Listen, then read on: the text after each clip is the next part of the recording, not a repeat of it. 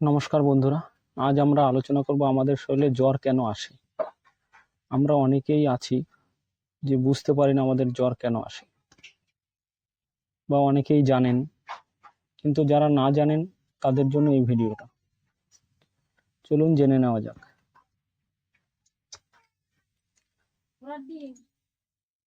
আমাদের শরীরের normal temperature 97 থেকে 99-এর মধ্যে থাকে, এবং জ্বর হলে আমাদের শরীরের টেম্পারেচার বাড়তে থাকে, বেড়ে যায়। তো এই জ্বর কেন আসে, আর সর্বশেষে আমরা জানবো এই জ্বর কি আসলে কোনো রোগ, সেটা আমরা সবার শেষে জানবো। জ্বর আমাদের শরীরে যখন বাইরের কোনো জীবাণু বা ব্যাকটেরিয়া প্রবেশ করে, অথবা শরীরে কোনো নতুন কোনো ভাইরাস প্রবেশ করে,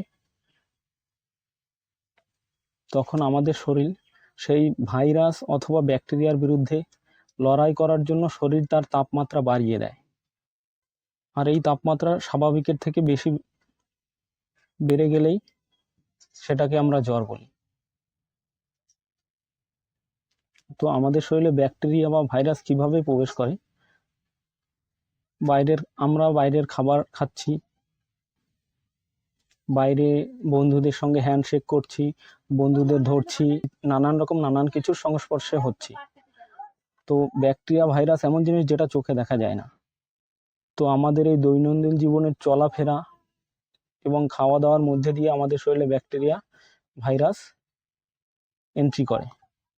এবার আমরা জানবো জ্বর আসলে কি কোনো রোগ, না রোগ নয়। জ্বর আসলে কোনো রোগ নয়। যখন আমাদের শরীরে ভাইরাস ব্যাকটেরিয়া প্রবেশ করে, তখন শরীর রোগ প্রতিরোধ ক্ষমতা তৈরি করে। তো জ্বর হলো আমাদের শরীরের একটি রোগ প্রতিরোধ ক্ষমতা করার একটি অংশ। তো বন্ধুরা, আজকে এই পর্যন্তই। এইরকম কোনো হেলথ রিলেটেড ভিডিও পাওয়ার জন্য চ্যানেলটিকে লাইক এবং সাবস্ক্রাইব করবেন। Thank you.